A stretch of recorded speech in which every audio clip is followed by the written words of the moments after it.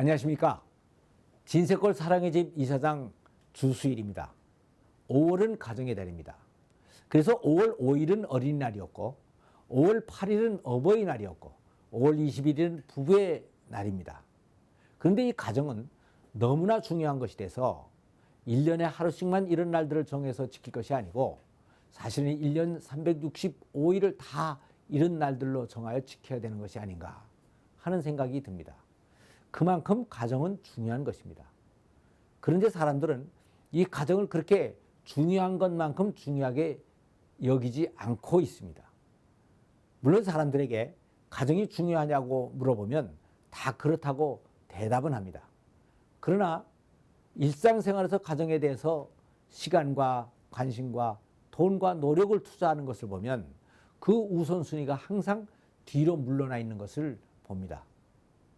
그래서 가정의 날들을 이렇게 정한 이유는 1년에 하루씩이라도 이런 날을 두어서 관심과 노력을 투자함으로써 중요한 것을 중요한 것만큼 중요하게 여기며 살아가자는 뜻이 들어있는 것입니다. 우리가 일생을 살다 보면 중요한 것들이 많이 있습니다. 그래서 이 중요한 것들을 잘 찾아내어서 그것을 잘 처리하며 살아가야 합니다. 그렇지 않으면 인생이 다른 부분에서 상당한 성공을 했다고 할지라도 인생 전체에서는 실패자가 될 수밖에 없는 것입니다.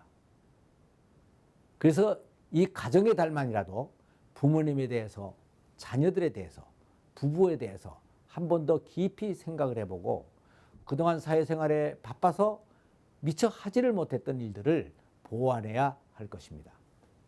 한 번은 제가 세미나를 진행하던 중 참석자들에게 자기가 이 세상에 살아가는 동안 가장 중요하다고 생각되는 것들을 10가지씩을 골라서 써보라고 했습니다.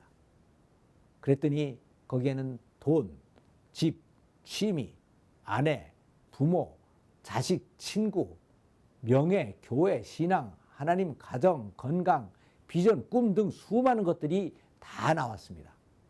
그리고 다음에는 그 중에 덜 중요하다고 생각되는 것을 한 가지씩 지우라고 해보았습니다. 그랬더니 대부분의 사람들이 마지막에 하나님과 가정의 2가지만을 남겼습니다.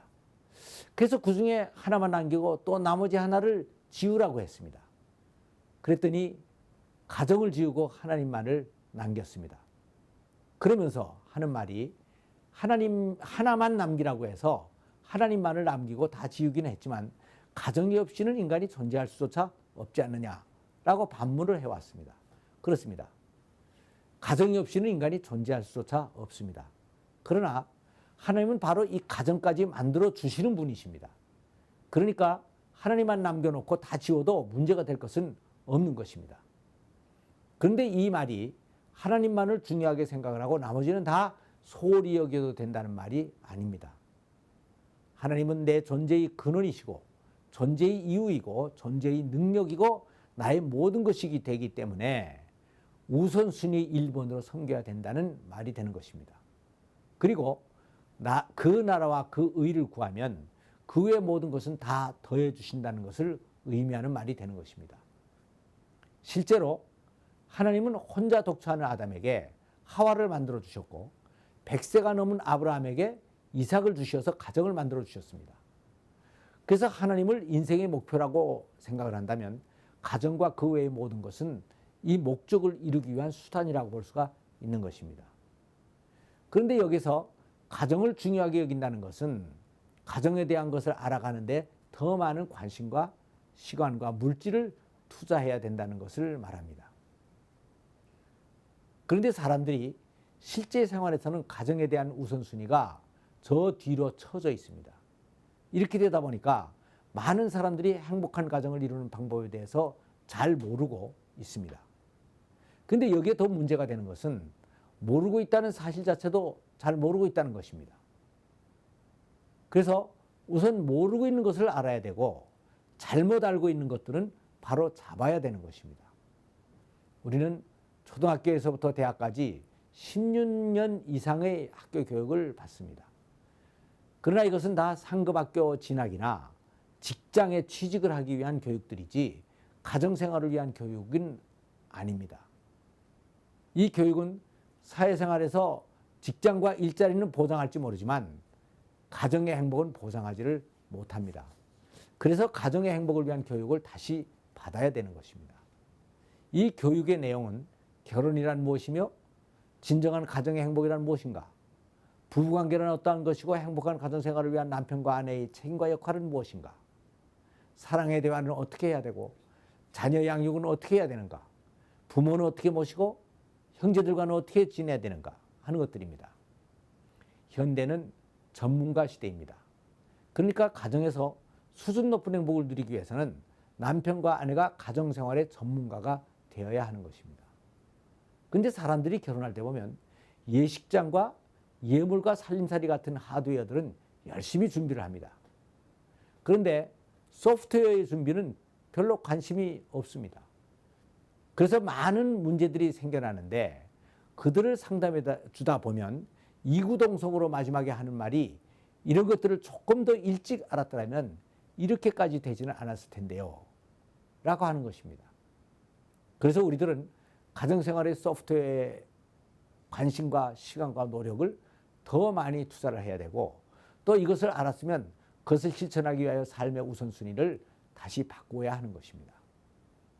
부부관계나 자녀 양육이나 집안의 화목을 이루는 데에는 다른 왕도가 없습니다. 관심과 노력과 시간을 더 투자해야 하는 것입니다. 그래서 결혼에도 면허증 제도가 있었으면 좋겠다는 생각을 해봅니다. 자동차 운전에서 면허증이 필요한 이유는 면허증 없이 운전을 하다가 사고가 나면 당사자만 불행해지는 것이 아니고 다른 사람들에게까지 큰 손해를 입히게 되기 때문인 것입니다. 이런 면에서 생각을 해보면 가정도 마찬가지입니다. 가정생활에 대한 면허증도 없이 남녀가 같이 살다가 문제가 생기면 자신들만 불행해지는 것이 아니고 주위의 모든 다른 사람들까지 다 불행하게 만들어버리는 것입니다. 엮이는 가정에서 잘못 길러진 자녀들은 우리 사회의 미래를 어떻게 만들지 아무도 모릅니다. 옛날에 여권을 발급할 때 보면 소양교육 필증을 첨부해야만 했습니다. 그렇다면 이제는 국가대기를 위해서 결혼신고를 할 때에도 가정생활에 대한 소양교육 필증 정도는 첨부하게 해야 되지 않겠는가 하는 생각을 해봅니다. 그리고 이혼할 때에도 이혼 수속 서류에 부부가 최소한도의 노력을 했다는 증거로 국가적으로 공인을 받은 가정사역기관에서 교육을 받았다는 수료증 정도는 첨부해야 되지 않겠나 하는 생각을 해보는 것입니다. 이렇게 얘기를 하면 어떤 분은 이것은 불행한 부부에게 이혼할 권리까지 빼앗는 비인권적인 법이라고 말할지도 모릅니다. 그러나 이것은 결혼식장에 그렇게 많은 사람들을 불러 모아놓고 평생을 잘 살아보겠다고 서약을 한 사람이 지켜야 할 최소한도의 사회적인 책임인 것입니다. 결혼하는 모든 사람들에게 결혼생활의 하드웨어만이 아니라 소프트웨어도 확실하게 준비시켜야 합니다. 이것이 이 나라의 미래의 민족의 번영이라는 확실한 이익을 배당받을 수 있는 최선의 길인 것입니다. 감사합니다.